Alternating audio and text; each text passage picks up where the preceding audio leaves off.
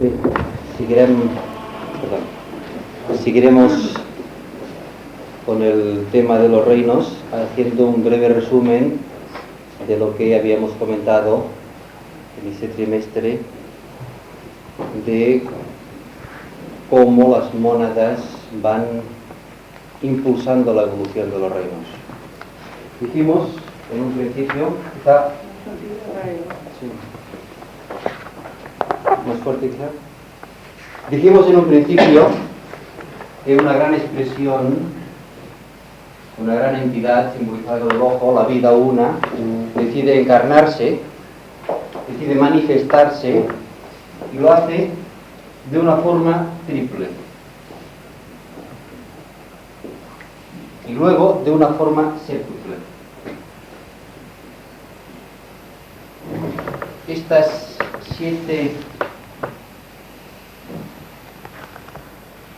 siete manifestaciones, estos siete que le llamamos señores de rayo, porque cada tipo de energía esotéricamente lo definimos como rayo, forman la totalidad de la manifestación en nuestro sistema solar. Y quizá no entraremos en detalle, vamos quizá a la manifestación, a la sumergirse en la materia de estas energías. De cada uno de estos señores de rayo, como chispas que emanan de la llama, tenemos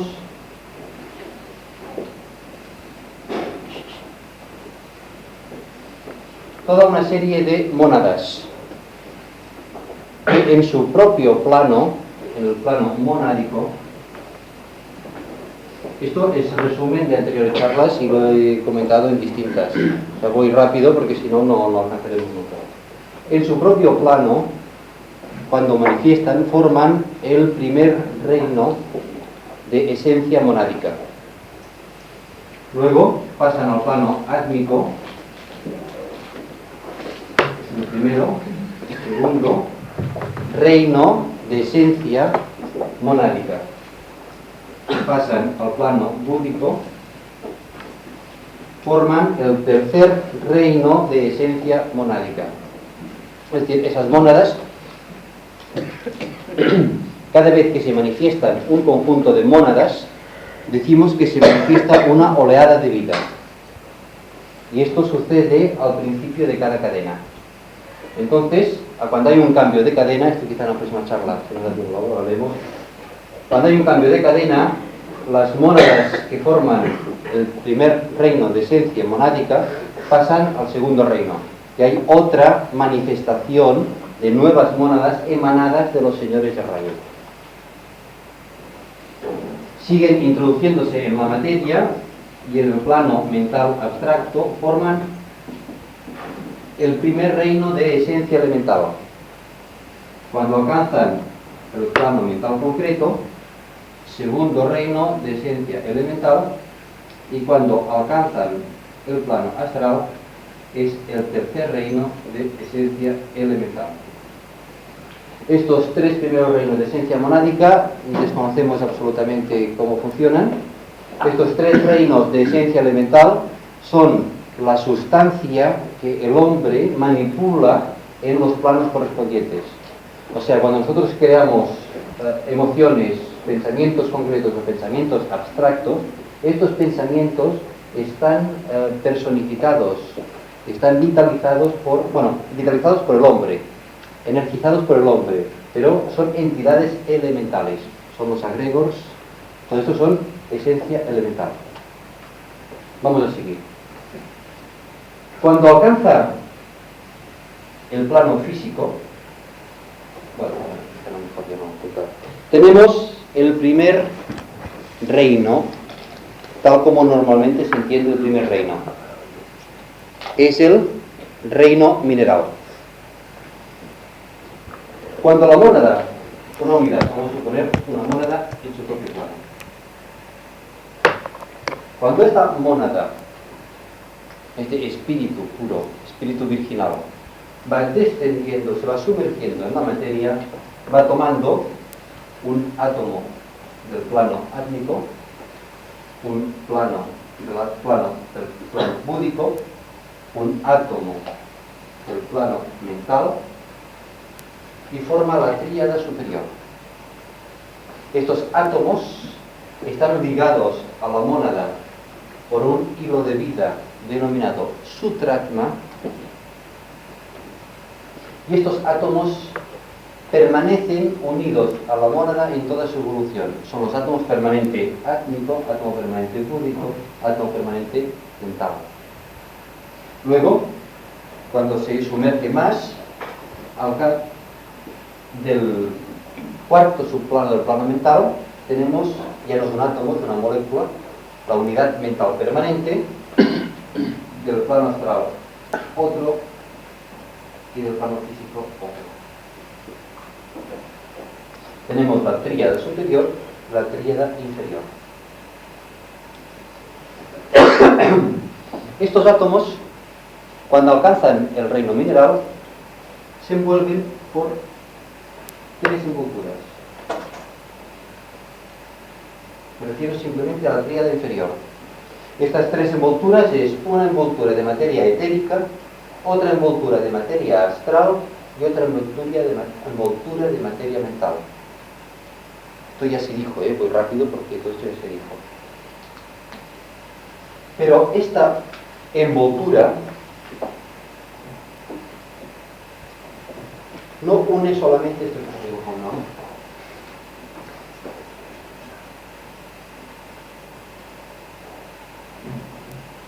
no une una sola tríada inferior, sino une en un principio todas las tríadas inferiores que corresponden a todas las mónadas emanadas del mismo señor de rayo.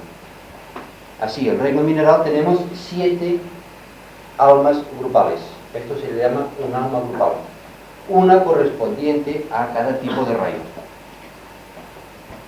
A medida que esta alma grupal va adquiriendo experiencia en el reino mineral, por ejemplo, a través del fuego, a través del calor, a través de la presión interna, luego lo veremos con más detalle, se va extinguiendo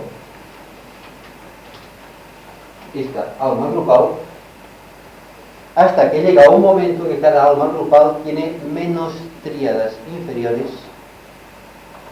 de las que había en un principio. Cuando han alcanzado una cierta evolución, estas tríadas inferiores poseen cada una de ellas, voy a dibujar aquí una tríada inferior, esta es su envoltura etérica,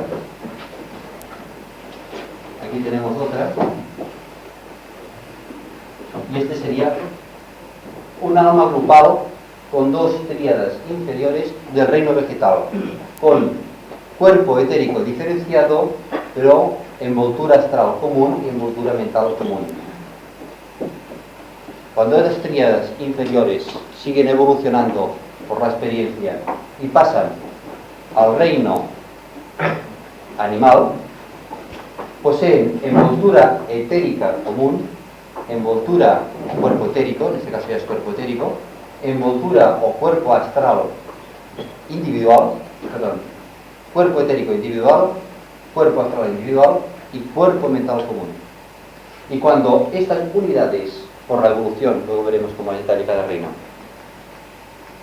alcanzan, por el sistema de la transfusión, alcanzan la iniciación de la individualización, tenemos que cada tríada inferior tiene su propia envoltura etérica, su propia envoltura astral, su propia envoltura mental. Podríamos decir que están individualizadas, forman parte ya del reino humano. Esta es la evolución, en síntesis, de forma rápida, de cómo funcionan las almas grupales.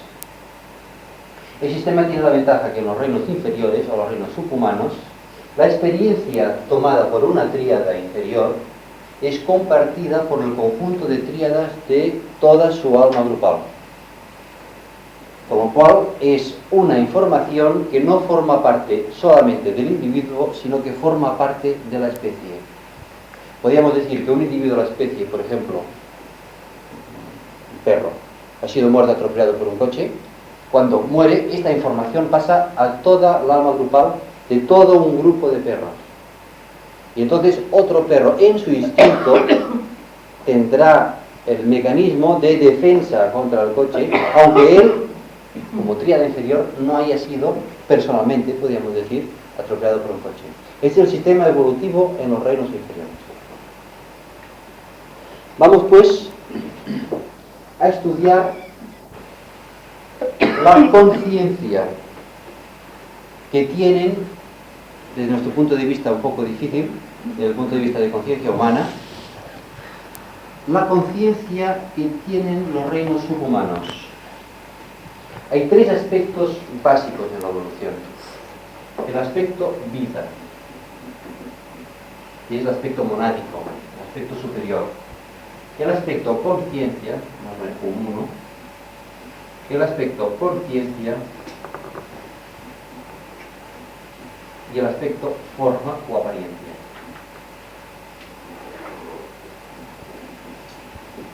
Cuando nosotros hablamos de un reino concreto, de un reino mineral, lo que vemos es el aspecto forma. En cuanto al aspecto forma de cualquier reino, la ciencia ortodoxa conoce perfectamente pues, los cristales, los minerales, las piedras, etc. O las plantas, las especies, los distintos tipos de flores, etc. Este es el aspecto forma. Pero el aspecto forma es, podríamos decir, el continente del aspecto vida, del aspecto divino, de la vida una, del aspecto de la vida una que se manifiesta en todo tipo de forma. Entonces, más que cifrar nuestra atención en el aspecto forma, nosotros cifraremos nuestra atención en el aspecto conciencia. ¿Y qué sistemas utiliza el aspecto conciencia que posee la vida cuando está animando o manifestándose a través de la forma? Cómo esa conciencia tiene sus propios sistemas de evolución ligados con los rayos a que cada uno de los reinos se está expresando o está sensibilizado a ellos. Vamos pues al reino mineral.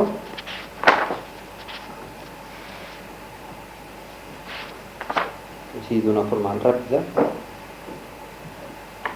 El proceso evolutivo de estas unidades de conciencia o vida que se manifiestan en la forma, hablar de reino mineral, me estoy refiriendo no a los átomos, sino a los agregados de átomos. La evolución atómica es una evolución paralela que está al margen de ese tipo de evolución. Ese tipo de evolución veremos que pasa por los reinos subhumanos, pasa al reino humano y luego los reinos superhumanos. La evolución atómica es una evolución paralela que no sabemos prácticamente nada, y es las unidades de vida que se manifiestan a través de cada átomo. Nos referimos a estos agregados de átomos que entendemos como puede ser una piedra en el reino mineral, o puede ser una planta, un vegetal, cualquiera en el reino vegetal, etc. Entonces, ¿cuál es el proceso evolutivo que utiliza estas unidades de conciencia sumergidas en lo más profundo de la materia? Estos reinos son los reinos que nosotros denominamos reinos involutivos, o sea, de sumergirse en la materia. Luego ya en el reino mineral hay un proceso de inflexión, ya pasamos a los reinos evolutivos. Es en este reino mineral precisamente donde la divinidad, esta esencia monádica, está sumergida en la oscuridad más profunda. En este punto, el proceso evolutivo del reino mineral se define por la palabra simbólica de la condensación. Su misión es formar su cuerpo etérico. En este reino posee en su centro Muladhara un solo pétalo, y su misión, su objetivo, es poseer un cuerpo etérico individualizado. Entonces, su forma de evolucionar es condensar la materia etérica para formar la materia física tal como nosotros la podemos ver y la podemos observar. Es gracias a este reino el que nos permite que los demás reinos tengan una estructura física.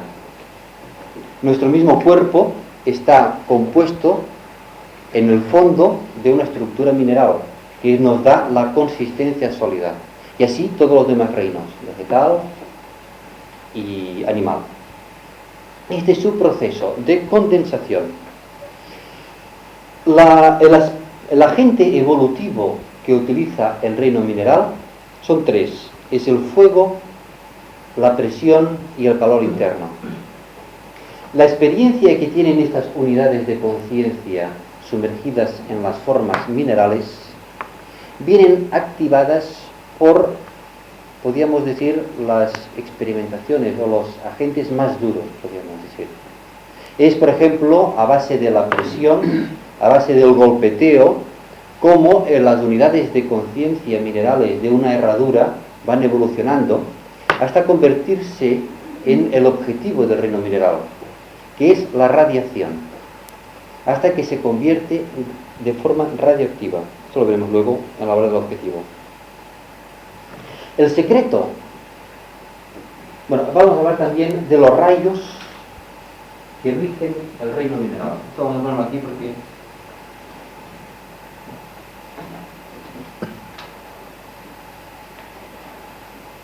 tenemos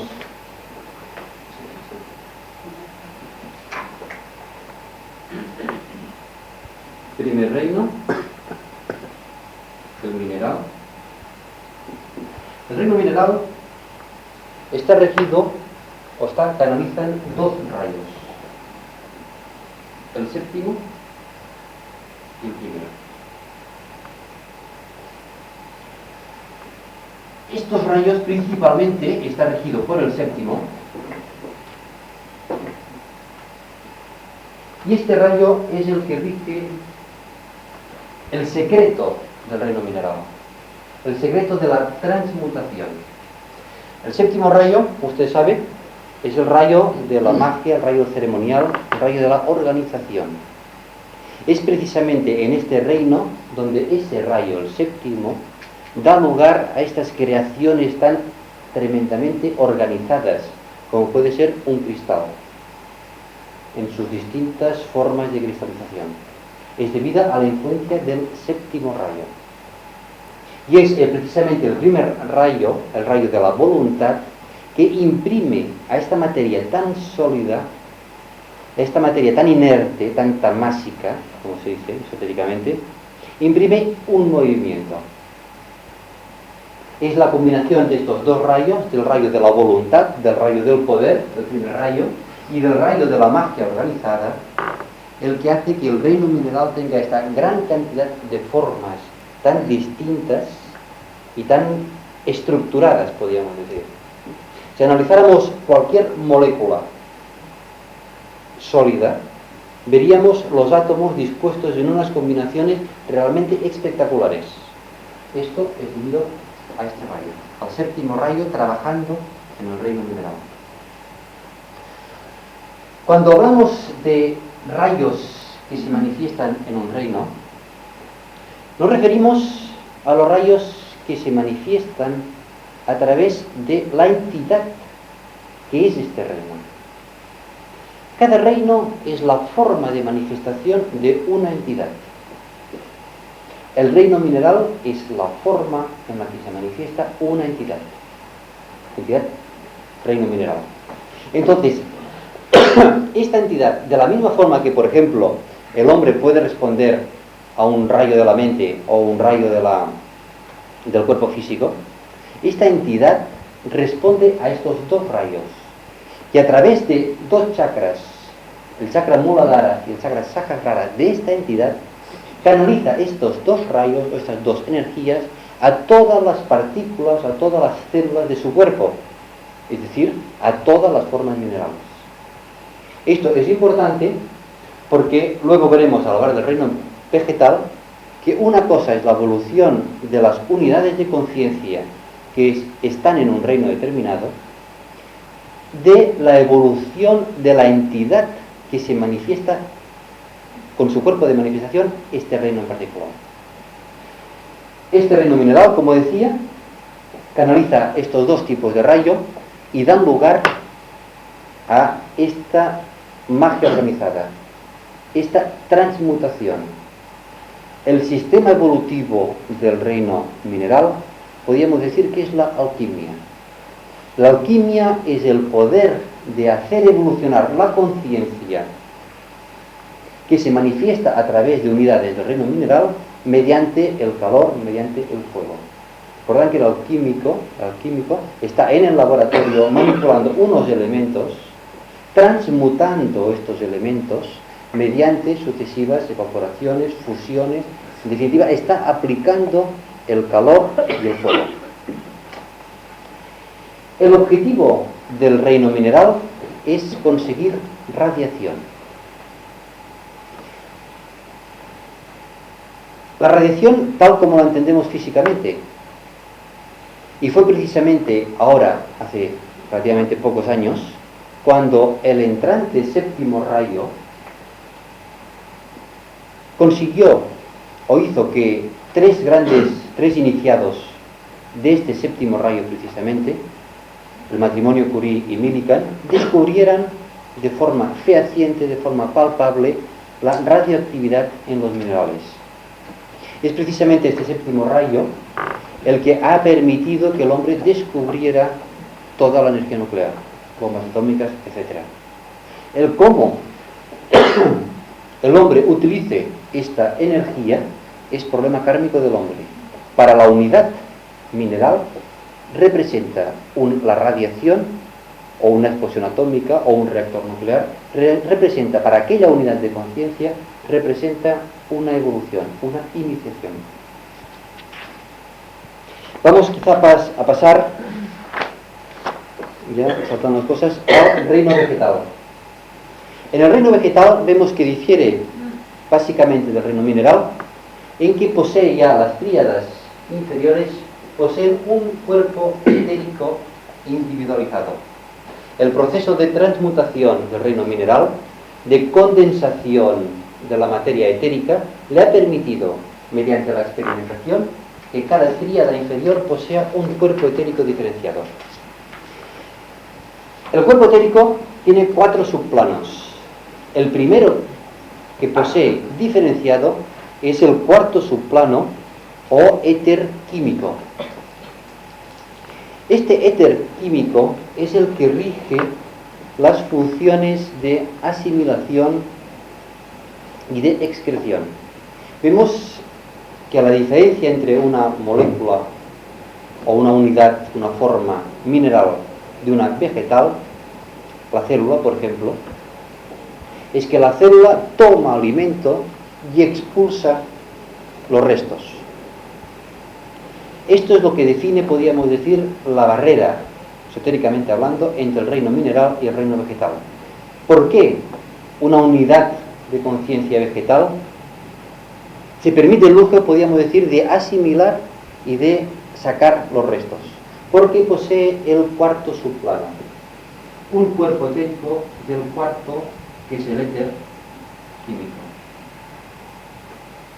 Es asimilación, excreción. Cuando nos vamos al subplano no etérico, sino al superetérico, también denominado éter vital, tenemos las funciones de reproducción. Estas unidades, como las células, las amebas, todos los vegetales más pequeños, su reproducción es mediante la escisión. No tiene una función reproductora definida. A medida que van evolucionando las unidades de conciencia dentro del reino vegetal, ya poseen una reproducción diferenciada. Si nos vamos al segundo subplano del plano físico y técnico, al subatómico, que también se define como luminoso, es el que rige las funciones, la circulación de la savia. Savia en las plantas, luego en el reino mineral, este subplano etérico regirá la circulación de la sangre. Ya son plantas más evolucionadas las que disponen de un cuerpo etérico con sustancia suficiente en este subplano como para permitir una circulación de la sangre. Luego tenemos el primero, que es el atómico, que es el atómico eutérrimo, que las plantas no disponen de sustancia en ese subplano. La mayor parte de sustancia está en el cuarto subplano, igual que en los hombres. En el cuerpo etérico de los hombres, del reino humano, casi toda la sustancia es del cuarto subplano, pero posee ya de todos los subplanos superiores. Esto es lo que define una unidad de conciencia, una forma vegetal de una forma animal, su cuerpo etérico diferenciado. Vamos a ver a qué rayos responde y cuál es el proceso evolutivo de las unidades de conciencia dentro del reino vegetal. Segundo reino vegetal. El reino vegetal responde al segundo rayo, responde al cuarto rayo y responde al sexto rayo. Repito lo que dije antes. Estos rayos son los rayos a los que responde la entidad cuya forma de manifestación es el reino vegetal. Y esta entidad, como entidad en sí misma, es más evolucionada que el reino mineral e incluso que los demás reinos. Vemos que el reino vegetal en nuestro planeta tiene una exuberancia muy superior a todos los demás reinos. ¿Por qué? Porque la entidad que se manifiesta como reino vegetal está más evolucionada que las entidades que se manifiestan como los demás reinos. Que esto es distinto de decir que una unidad de conciencia que se manifiesta en el reino vegetal esté más evolucionada que una unidad de conciencia que se manifieste en el reino animal o en el reino humano. Me refiero a la entidad como conjunto. Y vemos que está más evolucionada porque responde a 3 rayos en lugar de responder a 2. El hombre, a medida que evoluciona, pasa de responder a 2 rayos a responder a 3. Normalmente la humanidad común responde a 2 rayos, de su cuerpo físico y el del emocional mental, del mental o personalidad integrada, o de personalidad integrada y alma. Y es en la quinta iniciación cuando el hombre es capaz de responder a 3 rayos: el de su personalidad integrada, el de su alma y el de su espíritu o de su mónada. Ya tenemos un hombre en la quinta iniciación para responder a 3 rayos. Veremos que en la próxima subraza, el reino mineral responderá también al quinto rayo. El reino vegetal y el reino animal corresponderá al quinto rayo y el reino mineral corresponderá entonces al tercer rayo. El mineral al segundo rayo y el animal al quinto rayo. Eso lo veremos luego cuando hablemos del contacto animal-hombre. ¿Qué implica estos 3 rayos en el tipo de conciencia y en la forma de evolucionar de las unidades de conciencia situadas en el reino vegetal? En primer lugar, vemos que el segundo rayo, el rayo del amor, sabiduría, implica en estas unidades de conciencia una gran sensibilidad al medio ambiente.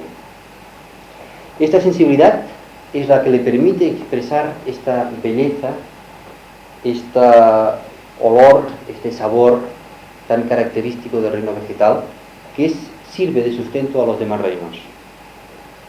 Y es precisamente esta sensibilidad el que le permite cumplir su propósito. El propósito del reino vegetal es desarrollar el magnetismo, de la misma forma que el reino mineral desarrollaba la radiación. Sabemos que el segundo rayo es el rayo de la atracción magnética, porque amor, esotéricamente considerado, es una ley de atracción, una ley universal que tanto puede ser una atracción entre 2 personas como puede ser una atracción entre 2 átomos para formar una partícula de agua, que son átomos de hidrógeno y átomos de oxígeno. La ley es la misma, es la ley de atracción magnética, regida por el segundo rayo. El cuarto rayo, el cuarto de armonía a través del conflicto, es el que permite que el reino vegetal sea el gran reino de armonización de toda la naturaleza. Es precisamente este rayo el que le da, bajo la influencia de Saturno, el color verde al reino vegetal, y bajo la influencia de Marte, los tonos rojos, rosados, amarillentos, etc. Es precisamente este reino el que armoniza, podríamos decir, todo el conjunto, el que define el color, podríamos decir, de la Tierra. Cuando decimos la Tierra de qué color es, veremos que en su conjunto el que define el color no es el reino animal o el reino humano, es el reino vegetal. También fue un obsequio, la evolución del reino vegetal fue un obsequio del logos planetario hace muchos millones de años hacia el logos solar, hacia su maestro, podríamos decir. Luego, el sexto rayo es el rayo de la devoción, el rayo de la aspiración. Y así vemos que el reino vegetal tiene una gran devoción, una gran aspiración al sol. Necesita el sol porque es un factor evolutivo en su evolución, y es este sexto rayo el que hace que las plantas se dirijan siempre buscando el sol. Científicamente es el crecimiento más o menos, pero esotéricamente hablando, es esta aspiración hacia la luz solar el que, regido por el sexto rayo, permite este factor evolutivo dentro del reino vegetal. El secreto o el misterio, el secreto del reino vegetal es la transformación.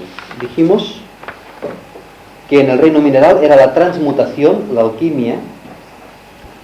En el reino vegetal es la transformación. En primer lugar, porque transforma las sustancias químicas del suelo y las transforma en sustancia alimenticia para alimentar dos reinos superiores, el humano y el animal. Por otra parte, hay otro proceso transformador del reino vegetal que científicamente no se ha demostrado todavía, pero es más importante todavía que el otro. Es el de convertir esta luz solar que recibe por la influencia del sexto rayo, convertirla en fluido pránico, convertirlo en prana. Cuando nosotros respiramos, no solamente necesitamos el oxígeno, sino que necesitamos este fluido vital que se denomina prana. Es esta necesidad que tenemos de salir al campo, de sumergirnos en un lugar frondoso con grandes árboles para alimentarnos de este prana.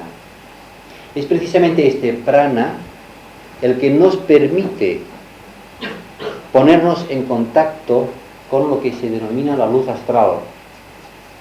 Y cualquier persona que intente contactar con los registros acásicos astrales necesita ser estrictamente vegetariana para tener purificado totalmente su cuerpo astral y tenerlo totalmente cargado de prana. El que la información que reciba de los registros acásicos sea correcta o no sea correcta, ya que el plano astral es el plano del espejismo, dependerá de su polarización mental. Si no está polarizado mentalmente, aquella persona será un fanático. Todos los grandes fanáticos han sido grandes vegetarianos, pero poco desarrollados mentalmente, que han localizado los registros acásicos astrales, pero por su falta de polarización mental no han sabido interpretarlos. Esto es simplemente una misión que tiene el reino vegetal, que va ligado, podríamos decir, a toda la problemática de la alimentación, etc. No voy a meter en este tema porque nos alargamos quizá demasiado. El agente de desarrollo de las unidades de conciencia en el reino vegetal es evidentemente el agua, y el agente iniciático es el fuego.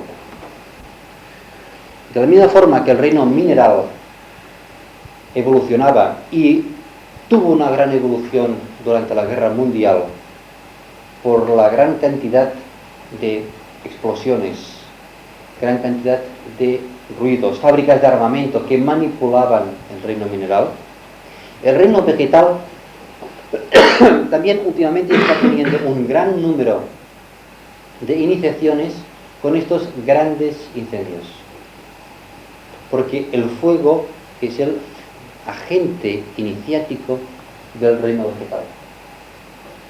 Como dije exactamente igual con el reino mineral, el karma de la persona que utiliza equivocadamente la energía nuclear es cosa del hombre. El karma en el reino vegetal de la persona que incendia los bosques es karma del hombre. Para la forma vegetal representa una iniciación. Vamos a pasar quizá al reino animal, porque me gustaría, tengo interés en dejar finalizados los reinos en la charla de hoy. El reino animal, el tercer reino, responde al tercer rayo y responde al sexto rayo.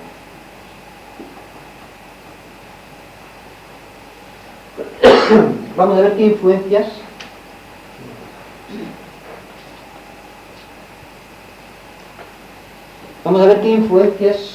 reciben las unidades de conciencia encarnadas en este reino por la acción de estos dos rayos. Por el tercer rayo, el rayo de la inteligencia activa, el rayo de la adaptabilidad, consigue que los animales se adapten al medio ambiente.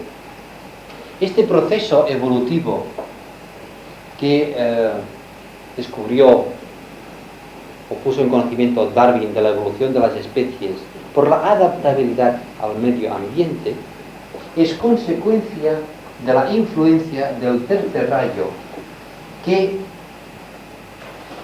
a través del centro laríngeo de la entidad que es el reino animal, que se manifiesta a través del reino animal, va canalizado a estas unidades de conciencia que se manifiestan en este reino, y consigue esta evolución por esta adaptación al medio ambiente. Viene determinada por el tercer rayo. El sexto rayo, canalizado en el reino animal, es lo que le da la característica de la devoción. El sexto rayo es el de la devoción, de la aspiración emocional, es el que le permite hacer evolucionar su cuerpo astral. El reino mineral posee ya un cuerpo astral individual, un cuerpo astral independiente, con lo cual es capaz de sentir individuo por individuo una devoción, una servitud hacia su amo. Estos dos tipos de energía, el tercero y el sexto rayo, están canalizados en mucho mayor grado en el reino animal que en el reino humano. Y podemos aprender mucho los hombres del reino animal, porque la síntesis de estos dos rayos es lo que le produce. En el reino animal produce el instinto. Y vemos que a nivel instintivo el hombre debe aprender del animal, porque el animal posee los instintos mucho más puros y mucho más claros que lo que posee el hombre. Vamos a ver el proceso evolutivo. Este es un punto quizá un poco difícil de comprender. El proceso evolutivo en el reino animal es el de concretización. En este reino, su objetivo, su meta, su fin, es alcanzar su reino superior, el reino humano. En el reino humano poseerá ya mente organizada. Para que la mente pueda expresarse, necesitará el cerebro, necesitará todo el conjunto de nervios. Este cerebro y esos nervios es la parte concreta del vehículo etérico. La misión que tiene el reino animal es concretizar, densificar estos nadis y estos chakras del vehículo etérico para que pueda formar parte, por un proceso de transfusión, formar parte del nuevo reino, del reino humano. Es un poco abstracto. El propósito que rige el reino animal, paralelamente en parte también al reino humano, es el proceso o el propósito de la experimentación. Y aquí hay un misterio que se ha, por lo menos visto comentado en bastantes libros de distinta forma, que es el proceso, o, ¿cómo podríamos definirlo? Como una equivocación o un fracaso del plan evolutivo para los reinos. Un fracaso que produjo, o está produciendo, en el tercer y cuarto reino, en el reino animal y el reino humano, esta gran cantidad de dolor y gran cantidad de sufrimiento. Y este es motivado por el proceso de la experimentación. Parece ser que cuando se fijó el proceso evolutivo de forma concreta para estos dos reinos, la voluntad del Logos hizo exceder una cantidad de luz divina, una cantidad de energía de alto grado a estos dos reinos. Cuando la unidad de vida, la mónada, está totalmente sumergida en la forma, desconoce totalmente su procedencia divina, está en el proceso más oscuro, podríamos decir que su ignorancia es tal que no hay fricción. El proceso kármico se desarrolla sin sufrimiento. Pero cuando por motivaciones lógicas se incidió en estas unidades de vida una luz divina superior a lo normal, entonces se produce sufrimiento, se produce fricción, se produce karma. Por ejemplo, en el reino humano hay tres clases de personas. Las personas sumergidas totalmente en la materia, sin el más menor conocimiento interno, conocimiento intuitivo de su propia naturaleza divina. Estas personas, en su experimentación, en su fase de experiencia material, podríamos decir que no tienen un alto grado de sufrimiento. Hay un tercer tipo de personas, y me salto el segundo, en que por su alto nivel evolutivo conocen totalmente su procedencia divina, controlan la forma externa, que la tienen moldeada por largos periodos de sufrimiento, adaptada a esta expresión divina, y ya no hay karma. Han pasado esta fase kármica de sufrimiento. Pero en medio hay un segundo tipo de personas, en el que más o menos nos encontramos todos, que estamos sumergidas en la materia. Tenemos una conciencia física, una conciencia material, pero tenemos una intuición divina. Y ahí viene el sufrimiento. Es la fase del hijo pródigo, que en la primera fase dilapidaba su herencia. Y luego se da cuenta de que él debe retornar al Padre. Esta es la fase de sufrimiento. Y este sufrimiento es el que implica, de una forma genérica, no ya individuo por individuo, el sufrimiento de estos dos reinos básicos, el reino animal y el reino humano. Es la consecuencia de esta experiencia divina, que desde aquí podíamos darla como una equivocación, como un fracaso, pero que permite esta incidencia de luz divina en estas unidades de conciencia, permite una aceleración tremenda en el proceso evolutivo. Esta aceleración es el que debe impulsar estos reinos para que a mediados de la próxima ronda, de la quinta ronda, hayan realizado totalmente el trabajo de la presente cadena, de la cuarta cadena. Esto lo hablaremos quizá con más detalle en otra charla. El agente evolutivo, el objetivo, es el fuego y el agua. Me estoy refiriendo al reino animal. Y subjetivamente el agente evolutivo es el olfato y la capacidad de seguir un rastro. Así le permite a este reino la capacidad de conseguirse por sí mismo el alimento. Esto es una capacidad que lo vemos ya en los animales casi recién nacidos, su capacidad para conseguirse de una forma muy rápida el alimento. Vamos a un punto quizá interesante, que es las relaciones entre el hombre y el animal. Vemos que el reino humano, vamos a ponerlo aquí, aunque no hablaremos hoy, responde al cuarto y al quinto rayo. No hay ningún rayo idéntico, lo cual hace muy difícil actualmente el entendimiento entre los dos reinos. Es más, hace muchos millones de años, en la raza Lemur, los hombres animales o los hombres con una conciencia muy próxima al animal, pero que al no responder al tercer rayo no tenían el instinto tan evolucionado como el reino animal, fueron víctimas de grandes devastaciones por el reino animal.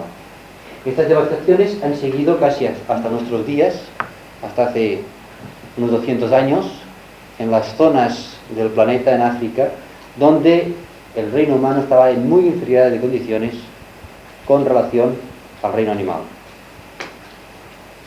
Cuando el hombre, desarrollando su inteligencia, porque dispone del quinto rayo, ha conseguido sublimar el instinto animal en un instinto inteligente, en una astucia, entonces ha habido una inversión de papeles. No siga esta continua devastación del reino animal, no se crea más karma a fin de que las especies algunas especies no se acaben. En las relaciones entre el reino animal y el reino humano en la raza Lemur, hace muchos millones de años, eran unas relaciones puramente físicas. Estaban los animales, estaban los hombres, todos luchando por la supervivencia con mayor o menor suerte.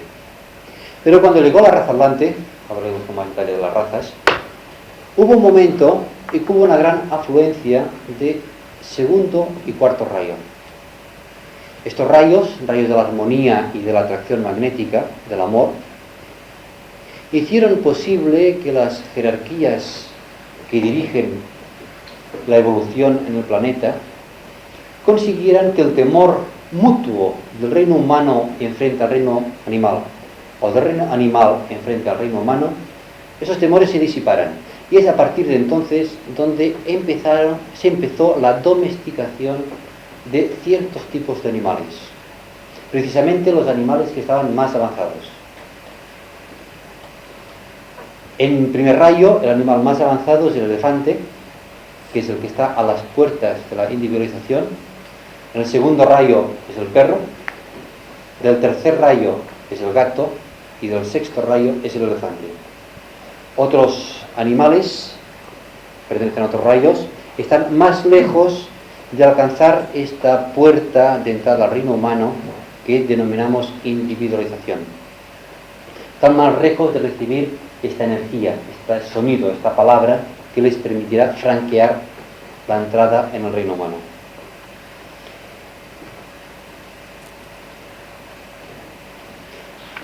Siguiendo pues en relaciones entre el reino animal y el reino humano, siempre se hace esta pregunta: ¿qué debe hacer el reino humano para ayudar a la evolución del reino animal? Su meta evolutiva, como he dicho, la individualización, es disponer de un cuerpo mental separado, independiente, individual. Entonces lo que interesa es hacer que su parte instintiva, parte física inferior, sea el máximo dócil al aspecto voluntad del hombre, voluntad inteligente. Su parte emocional debe estar regida por esta atracción, este servicio, esta devoción hacia el amor. Y luego, para crear esta parte inteligente en el animal, es necesario que la persona sea el máximo mental posible en el trato con los animales. ¿De qué depende la influencia del hombre con relación al animal? Vemos que siempre es una relación de rayos. Depende del rayo de la persona. del amo, o sea, del que cuida del animal.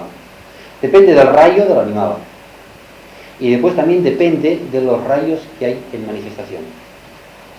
Cuando aparezca en la próxima subraza el quinto rayo y el reino animal responda además al quinto rayo,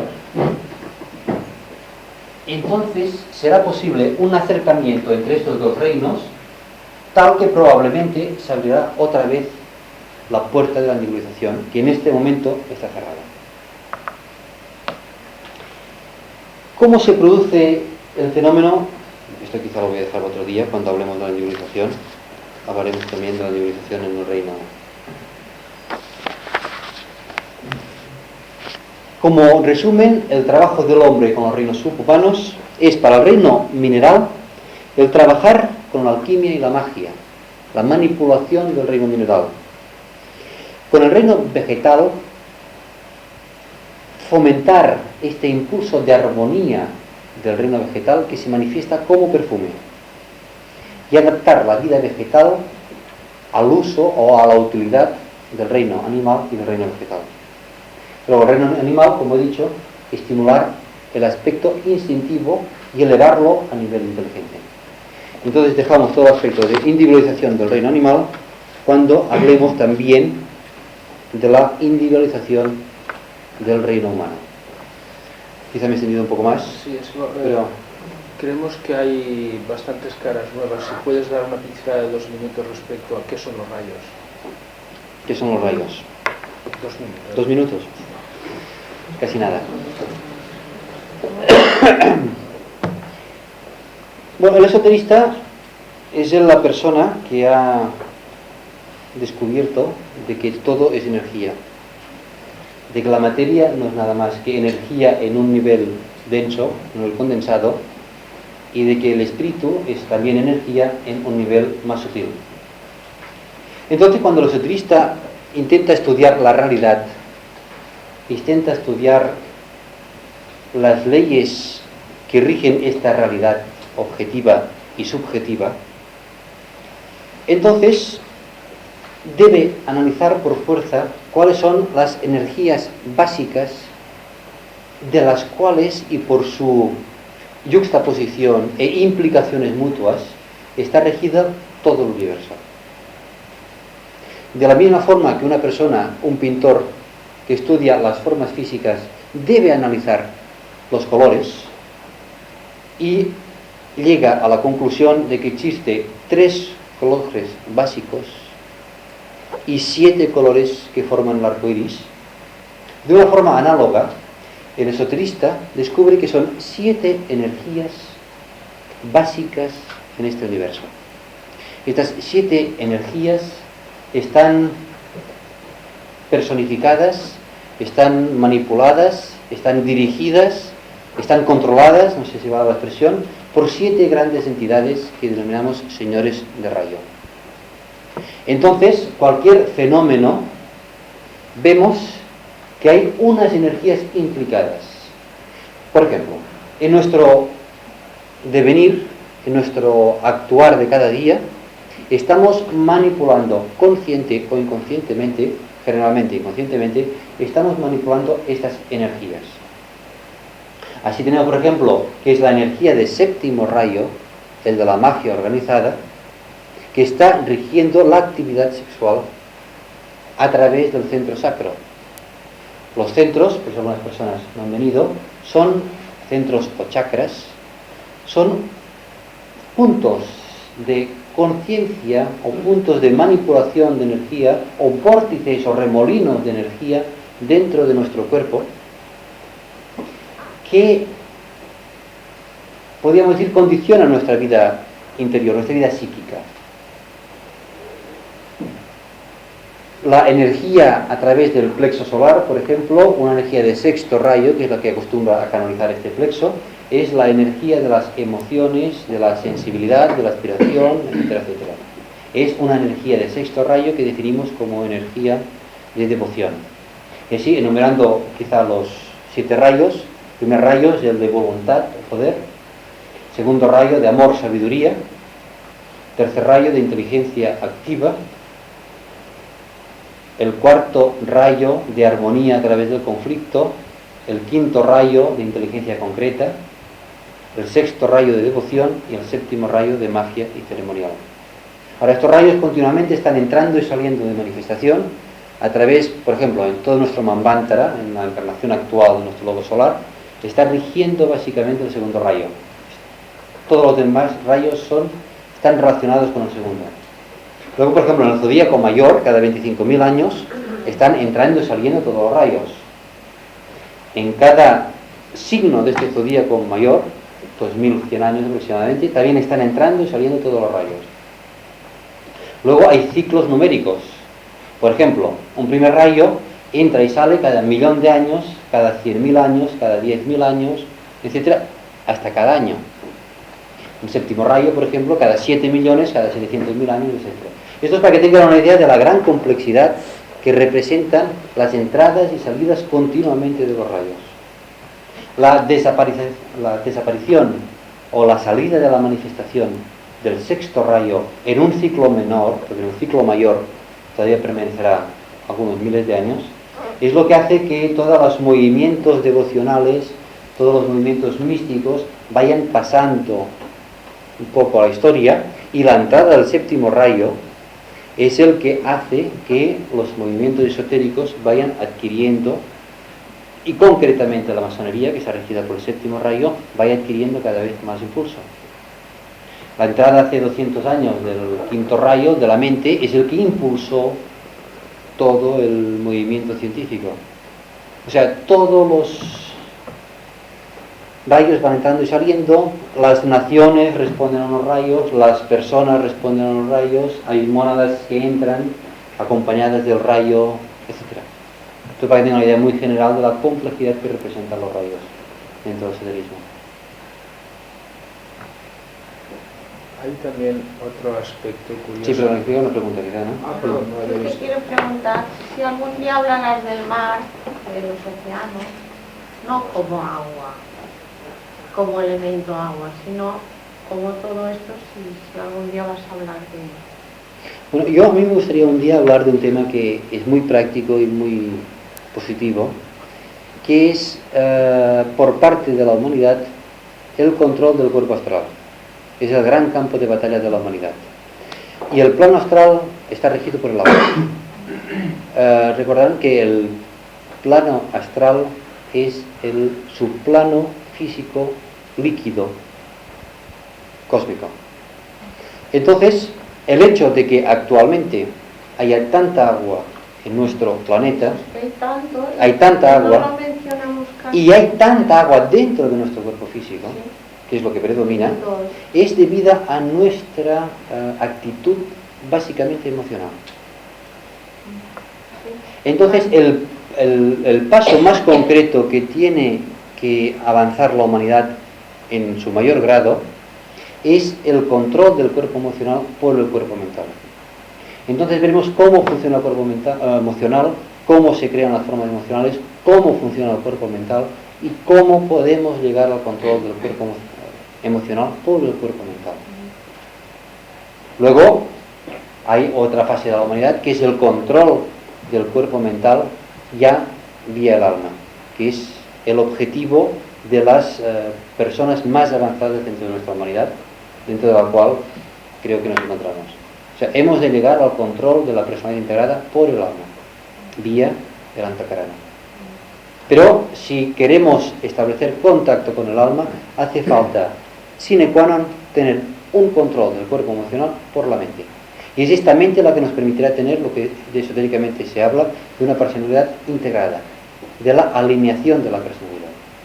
Esto es una condición básica para que el alma, el yo, el auténtico yo, pueda tomar posesión de la parte inferior. Es la exteriorización de la jerarquía, la venida de Cristo, todo esto es necesario a nivel de almas. Si estamos con problemática personal de tipo emocional, toda esta exteriorización de la jerarquía o la venida de Cristo, todo esto para nosotros será agua de mayo. ¿Sí? Perdona. En cuanto a lo que decías, ¿a cuál debe ser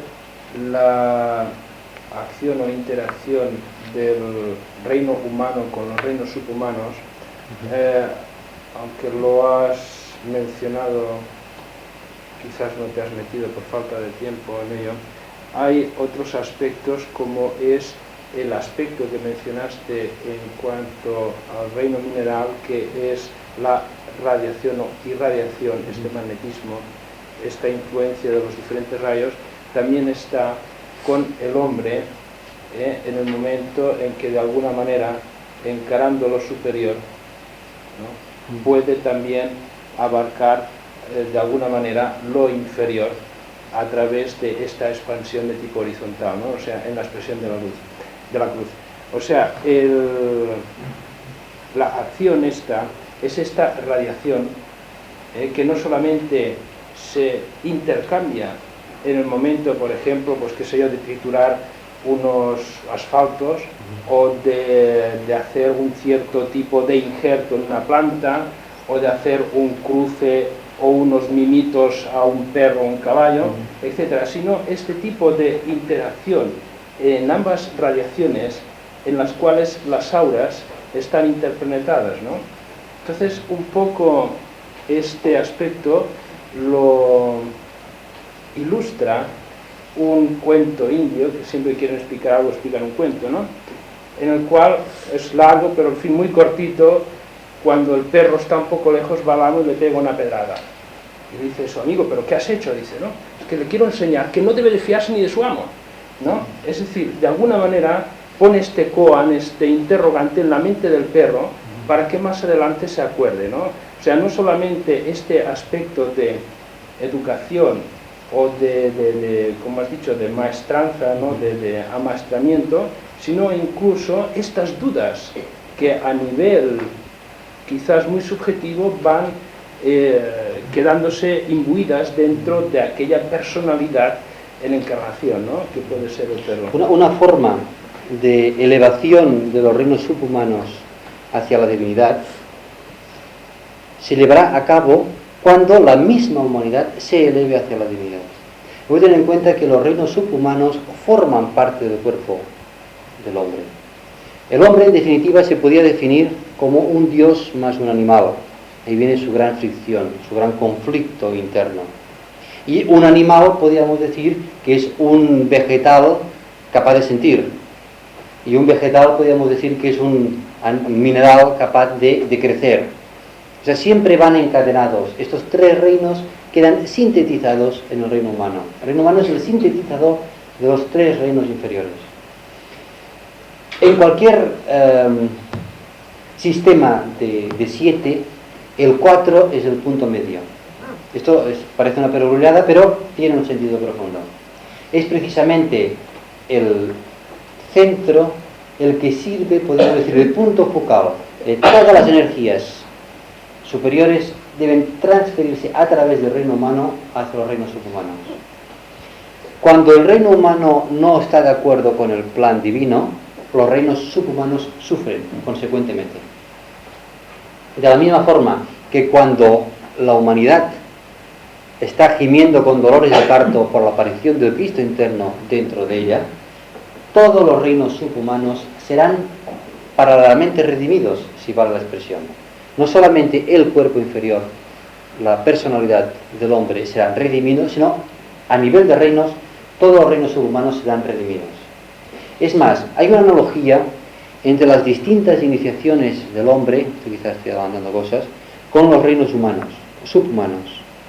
La primera iniciación es el control del cuerpo físico. El cuerpo físico está formado por sustancia del plano físico, que es el subplano sólido cósmico, y está relacionada con el reino mineral. La segunda iniciación está ligada no a la parte sólida, sino con la parte líquida, está ligada con el plano astral, el control del cuerpo astral, y está ligada con el reino vegetal. Es más, hay unas analogías a nivel de planetas que es muy interesante. No, brevemente. El reino mineral está regida por Plutón y Vulcano, esto quienes entiendan, y es precisamente el iniciado que enfrenta la primera iniciación, el que enfrenta precisamente en los planetas Plutón y Vulcano. El reino vegetal está regido por Venus y Júpiter, y la segunda iniciación, el iniciado enfrenta Neptuno, Venus y Júpiter. Así, en el reino animal está regido por la Luna y Marte, y en la tercera iniciación es la lucha de Marte la que permite al iniciado la transfiguración. Y así sucesivamente hay una analogía entre los reinos y las iniciaciones. De la misma que hay una analogía entre las iniciaciones y la plena expansión de conciencia dentro de cada plano. Esta analogía se puede extender a un logos, a un hombre celestial, a un logos planetario, a un logos solar, a un hombre celestial exaltado. Concretamente, podemos decir que nuestro logos planetario está escalando expansiones de conciencia en los subplanos del astral cósmico, y el logos solar está alcanzando expansiones de conciencia en el mental cósmico. Los hombres en el reino humano dejan el reino humano para entrar en el reino superhumano, en el reino de las almas liberales, en el quinto reino, cuando ya han pasado a la tercera iniciación. Por eso se define la tercera iniciación como la primera gran iniciación. Esto son una serie de analogías, quizás estoy avanzando, porque cuando hablemos de las iniciaciones tocaremos todo con más detalle, pero ya que hemos hablado de los reinos, es interesante ver las analogías de los reinos con la iniciación. Sí, me ha parecido entender antes que la época actual en Occidente es la masonería la que puede llevar adelante el trabajo, por decirlo de alguna forma.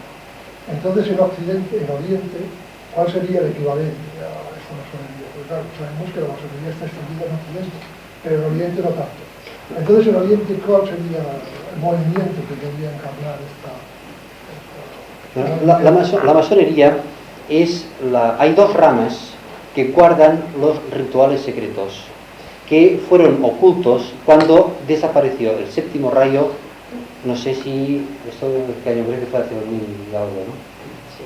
Bueno, entonces al salir de manifestación al séptimo rayo, estos rituales esotéricos ocultos quedaron, podríamos decir, sin nadie que los supiera interpretar, y quedaron ocultos porque no había mónadas del séptimo rayo o iniciados del séptimo rayo que fueran capaces de interpretar estos ritos.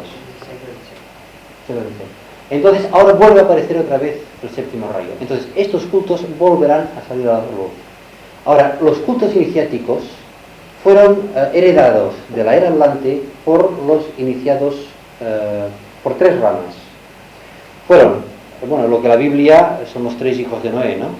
La rama de Centroamérica, donde hay pirámides, se perdieron.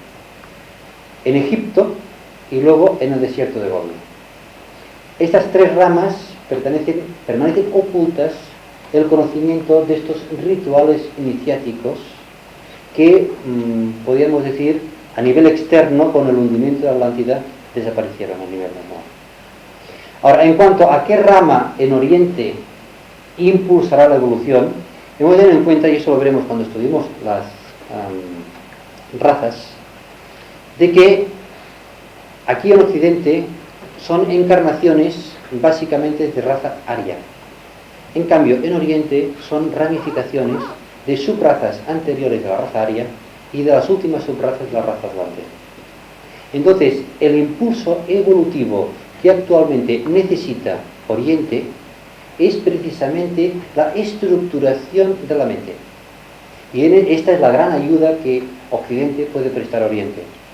De la misma forma que Oriente posee unos grandes conocimientos ocultos y que estamos nosotros ahora intentando, con nuestro bagaje, con nuestra estructura mental, estamos intentando reabsorber. Aquí viene la necesidad de una absorción Oriente-Occidente. Porque incluso la masonería, con los grandes conocimientos que tiene, hace falta el impulso que vino de la India, el impulso teosófico, para comprender lo que realmente la misma masonería posee dentro de ella misma. Esto sucede no solamente en la masonería, sino en la otra rama que también posee estos conocimientos ocultos, que es la Iglesia Católica. O sea, la Iglesia Católica posee una gran cantidad de conocimientos ocultos que están velados en los archivos del Vaticano, que por el signo de los tiempos deben ser desvelados, como dice la Biblia. Y esos conocimientos llegará un día que serán predicados del alto las terrazas, ¿no? Lo que en su día fue comunicado de boca a oído. Yo te mereces un aplauso por esto porque ha estado muy bien sintetizado. Yo no sé si he respondido exactamente a la pregunta, pero... Has respondido muy bien y te merecerías un aplauso. Ahora, yo quisiera añadir, aparte de esto, y como has acabado la frase, que estos conocimientos hoy en día están siendo todavía transmitidos de boca a oreja. Pero fíjate que hay una pequeña diferencia, que el próximo paso a dar por la humanidad es la síntesis. Pasa que nosotros la lograremos a través del séptimo rayo y ellos a través del primero. O sea que en realidad estará el séptimo, pero en una espiral superior, y ambos por el mismo, pero por hay una correlación del primero al séptimo. Y es cuando aparezca esta gran síntesis universal, aparecerá cuando aparezca el primer rayo. Y este primer rayo aparecerá en la última raza de esta ronda, que será la gran raza sintética. Entonces se tendrá de una forma, podríamos decir, no teórica, sino de una forma palpable y aplicada, lo que ahora hablamos mucho y no comprendemos, que es la gran fraternidad universal. Esto, cuando aparezca el primer rayo, esta gran fraternidad universal, el gran rayo de síntesis, es cuando se reunirá totalmente, podríamos decir. No habrá naciones separadas, no habrá barreras, y la comprensión de que todos seremos hermanos será un hecho. Ahora de momento todavía estamos luchando para conseguir esto. Yo quisiera dejar de todas maneras... Quedan 2 minutos. 2 minutos. Dos cosas. Antes decías que el error divino, por llamarlo de alguna manera, has dicho que... Se ha dicho como error divino. Aquí no se habla diciendo que Dios se equivocó, cuidado, ¿no? De alguna manera es que estoy usando las analogías. Decías que era un error en cuanto, de alguna manera, la evolución de aquellos reinos no estaban preparadas, pero tú fíjate que también la meta, por decirlo así, del ocultista es, al trabajar conscientemente con energías, precipita conscientemente también precipitación kármica. ¿Qué es lo que produce? Que acrecienta el dolor, pero acorta el tiempo. O sea que de alguna manera... Hay una comparación muy curiosa en esto, que por ejemplo en el hijo pródigo hay el otro hijo, el que no se va, ¿no? Podría decir que hay un paralelismo entre la evolución humana, eso lo hablaremos quizá, y la evolución débica, cuando hablemos de los elementales constructores, todo esto.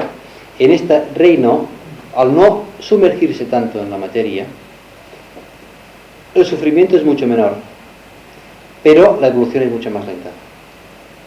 El hecho de que en el reino humano haya este sufrimiento, esta oscuración, este sumergirse en la materia de una forma tan profunda, avanza la evolución. Y esto es lo que nos permitirá ahorrarnos 2 rondas y media. 2 cadenas y media, perdón. No, 2 rondas y media. En la presente cadena, a mitad de la 5ª ronda, es cuando aparecerá ya la gran separación, el día del gran juicio, donde 3/5 partes de la humanidad habrá conseguido, podríamos decir, entrar en el próximo reino. Y 2/5 partes de la humanidad exactamente irán a otro esquema, porque no conseguirán entrar en el esquema. O sea, habremos avanzado por ese sistema, el sistema de, podríamos decir, de más fricción, de más karma, de precipitación. Habremos conseguido avanzar 2 rondas de medio. Esos son bastantes miles de millones de años. No habrá un sistema entre los que hayan pasado, digamos, el examen y los que no habrá un...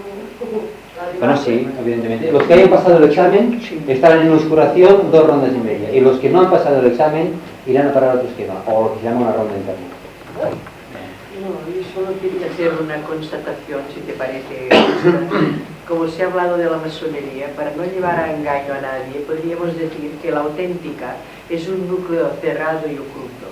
Y luego tiene la expresión exterior, en la cual se bañan bastantes fallos, digamos así, pero que es la que ve el público o las personas que puedan llegar a ellos, que no todo el mundo puede llegar a ellos, tampoco a la parte exterior, pero que la parte interior la conocen muy pocos. La verdadera masonería. Y es esta parte interior la que guarda los secretos. Es la que puede guardarlo por los siglos de los siglos como una cadena de transmisión. Entonces se habla del gran secreto de la resurrección, que es la manipulación de 5 rayos en el tercer grado superior de masonería. Es precisamente esta canalización de 5 rayos lo que permitía al iniciado en los ritos egipcios el sumergirse 3 días en el centro de la pirámide, y entonces resucitar al tercer día. Y es, podríamos decir, esto está ligado a la tercera ejecución.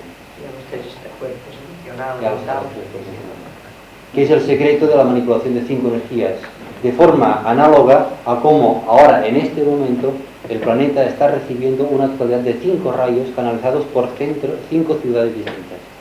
Nueva York, Ginebra, etc. Esto ya lo veremos más adelante. En este momento son 5 rayos los que responde, podríamos decir, nuestro celestial, el Señor de nuestro esquema. De todas maneras, quizás para concluir ya, no, acabar. Es como hemos hablado así un poco de proyección futura. Hay un astrólogo que dijo, y no se crean ustedes que el futuro será simplemente una prolongación del presente. Entonces hay una especie de frase que siempre enseña el maestro tibetano que dice, no le parece, querido hermano, empieza así, ¿no? Y luego termina como quiere. Pero yo voy a terminar así. Dice que los cambios que pueden haber pueden ser tantos que podría hacer que la analogía, que como tal, para analogía ha de ser perfecta, equilibrara al ser humano con los 7 rayos, los 5 sentidos, las 12 constelaciones, de tal manera que para ser perfecto habían de ser posiblemente 12 constelaciones, 12 sentidos, 12 rayos, 12 planos, etc. O sea que el futuro puede ser... Bueno, simplemente lo que esto, que para nosotros es una cosa dificilísima, es tan solo una punta del velo, y que estamos próximamente, la humanidad enfrentará una nueva revelación que no podemos ni soñar. Hacemos quizá el momento de silencio.